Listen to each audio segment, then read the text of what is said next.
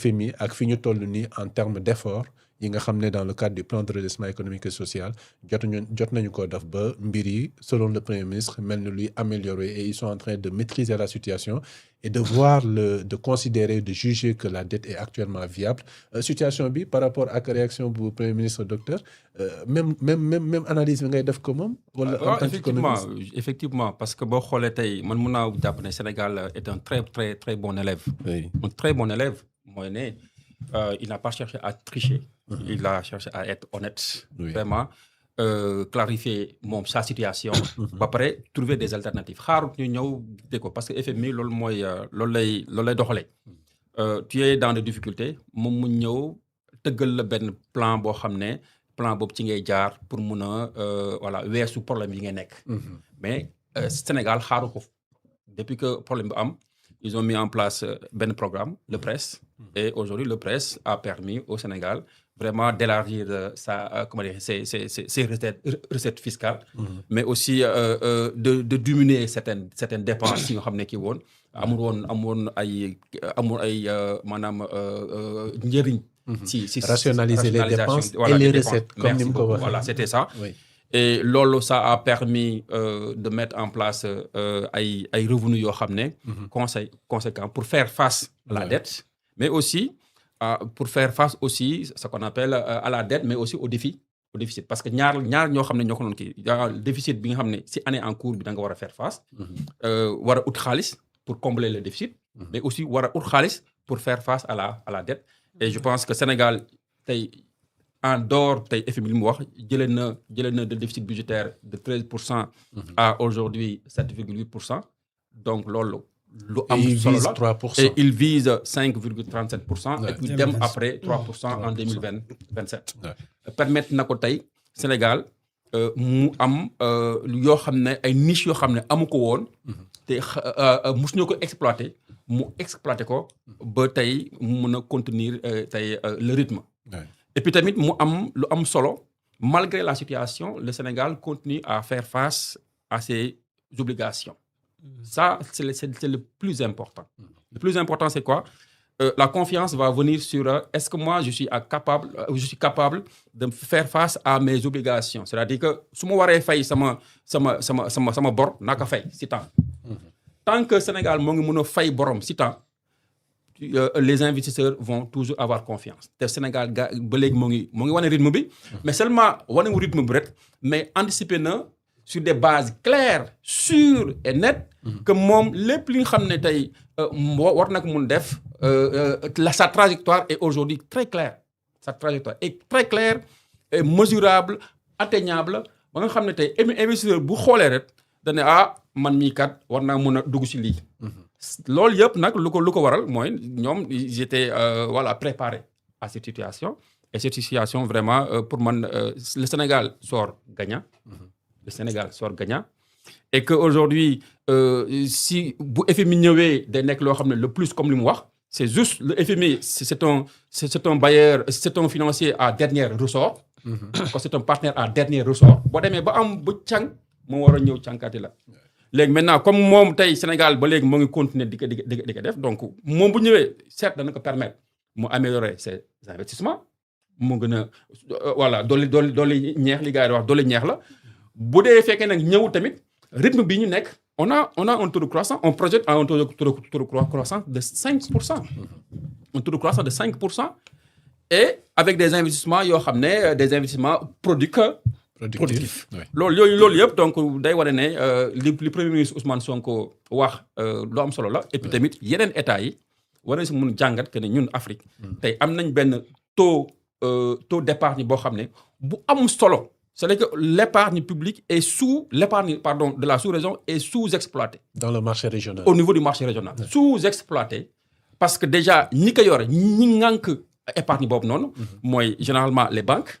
ñi nga xam ne ngànk nañ épargne bu bëri banques yooyu noonu général ils ont ñoom duñ financer lu bëri maanaam l'économie en tant que telle ce qu'on appelle les crédits à l'économie mais elles préfèrent financer beaucoup plus les États tey et puis tamit mu am environnement mu am benn environnement économique boo xam ne c'est très favorable au Sénégal. Le Sénégal est un pays pétrolier déjà. Ça, c'est un point. L'autre point, le Sénégal est entouré de zones, ce sont des zones de tension. Quand il faut dire, du sa xaalis. Tay bo jëlé ay Mali, ay Niger, ay Burkina Faso, loolu yëpp day am benn déviation de trajectoire boo xam ne tey Sénégal qui est en position stable. Tey le premier ministre waxoon na ko. ñaanal ma dara du nañ am stabilité politique. Si on a cette stabilité politique, bépp investisseur danañ daw ñëw Sénégal. donc loolu am nañ ko. les banques ruent vers le Sénégal. et puis maa ngi dégg gars yi wax ne ay non la Côte d'Ivoire qui finance. loolu amul solo. c'est pas les Ivoiriens, mais ce sont des institutions.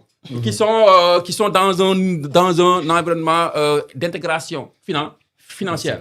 Côte d'Ivoire, moi Sénégal en termes de finance. Mais où la Côte d'Ivoire domine.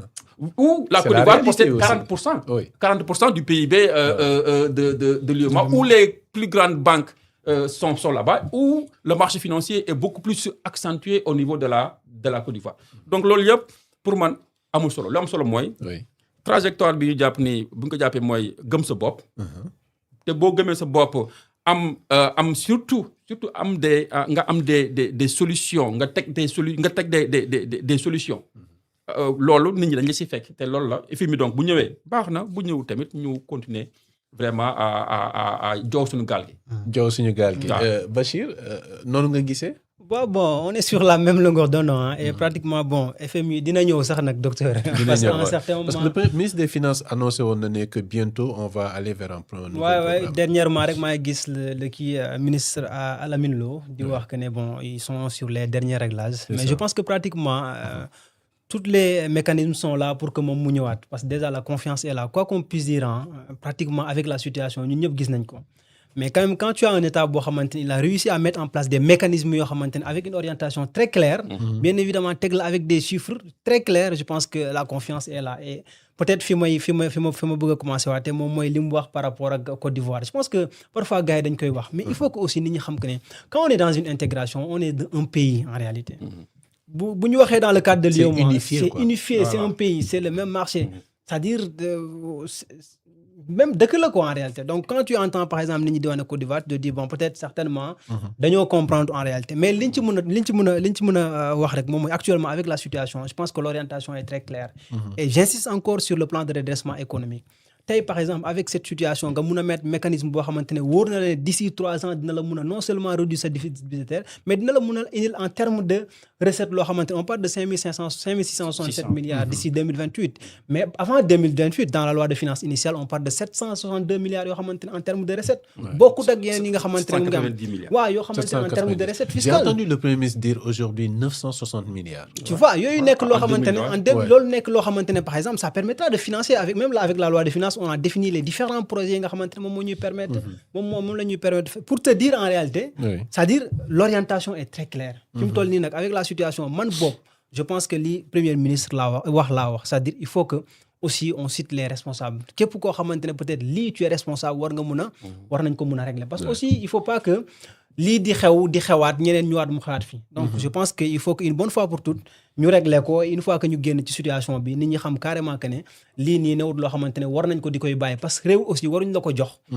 teg ko say loxo nga ciy def loo xamante ne peut-être c'est pas des calculs politiques yoo xamante ne ça permettra de mettre le pays dans un danger boo xamante ne véritablement ça n'arrange pas ou tu sacrifies des générations mais pour revenir par rapport à ce que le premier ministre a dit man je pense que débat bi ñu fi mujjee am waxoon nañ ko moi je suis pas partant pour sur la restructuration je pense que ñu ñëpp xam nañ ko surtout une restructuration boo xamante ne à ce moment ça a été parrainé par le FMI.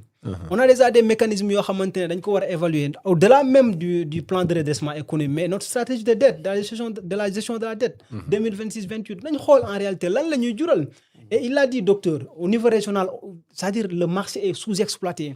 Il y a beaucoup de gars boo xamante war nañ ko mun a am mu permettre suñu économie pour ñu et les gens ne le comprennent pas l'épargne régionale war na mun a financer beaucoup d'activités dans notre économie certainement on y reviendra avec le financement des PME mais pour dire man je suis tout à fait d'accord avec le premier ministre les orientations sont claires maintenant avec les FMI c'est vrai que bëgg nañ ko soxla nañ ko su ñëwoon tamit dina gën mais on a mis des mécanismes yoo xam ça permettra au moins non seulement ñu respecter suñu engagement par rapport ak dette bi nga xamante ne dañ ko war a fay mais aussi par rapport ak salaire yi état bi malgré la situation l'état réussit peut-être à gérer les salaires mais également récemment wax nañ sauf qu'il y a un peu de quelques retards par rapport après loolu c'est des choses yoo xamante ne ça se comprend d'une part mais au-delà de ça mais même ci par exemple avec les ménages l'état réussit peut-être à subventionner certaines sans compter les 100 000 francs d'indemnité de logement pour les fonctionnaires. Donc c'est des choses yoo xamante ne malgré la situation malgré la situation l'état fait des efforts donc c'est des choses yoo xamante ne je pense que war nañ ko saluer et bon espérons que 2026 dina nekk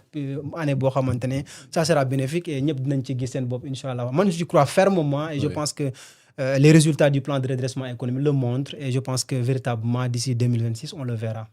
On le verra. En tout cas, le Premier ministre et le Président de la République démb la woon Conseil des ministres waaye bi ko jiitu ils avaient dit clairement que 2026 sera l'année de l'essor du plan de redressement économique et social ci loolu sax une semaine après daal dinañu xam ne le climat des affaires lu am solo la ci li nga xam ne moom la ñu bëgg def par rapport ak ni ñu mën a doole les secteurs privés bi les PME PMI naka la ñu mën a fexee ba élargir l'assiette fiscale il faut des entreprises yoo xam ne ils sont formalisés bu ko defee ñu dugg ci circuit de paiement des impôts loolu yu am solo la mais si seen regard comment vous analysez comment vous voyez aujourd'hui l'état du climat des affaires au Sénégal docteur bi nga xam ne war na mën a tax bu fekkee favorable na mu permettre aux PME en tout cas les entreprises de manière générale surtout locales ñu mën a gën a déployer wu gën a gis seen bopp mais fexe itam ba contribuer largement à la création d'emplois bi nga xam ne dina aider le gouvernement dans sa politique d'emploi de manière générale. Ouais, effectivement, je pense que aujourd'hui les mesures, les réformes aujourd'hui qui sont en train de mettre en place lu am solo la surtout voilà sur les codes tout cela ils sont en train de dérouler cela pour man dana permettre affaire gën a gaaw exemple la création d'une entreprise donc danoon jël temps bu bëri maintenant ça peut aller jusqu'à comment dire 3 jours 48 heures voilà 3 jours 4 jours xam nga pour fay aussi sa ay impôts war na gën a mën a oyof tout cela maintenant loolu yëpp liggéey lal pour nga balaa ñu agsi foofu il faut que tamit état bi aujourd'hui mettre les mécanismes qu'il faut assainir l'environnement économique ba nga xam ne tey acteur bu nekk dana si mën a gis boppam mooy lan mooy ne tey état bi réforme mu def mais tamit am des canaux yoo xam ne tey entrepreneur bu jógee dana xam fan la jëm te lan la fekk ak lan fay fekk naka la koy utiliser et fan la koy yóbbu loolu dafa nekk li nga xam ne tey au préalable dafa war a am donc comme ñoom teg ñoo ngi koy teg te je pense que le président Macky Sall commencé woon na ko réforme boo xoolee PSE dafa démarré woon sur des réformes n'est-ce pas institutionnelles mais malheureusement ça n'a pas abouti li ñu soxla woon maintenant est-ce que on va faire la même chose et les causes les conséquences se répètent donc loo fan moom mooy sama problème foofu la maintenant pour man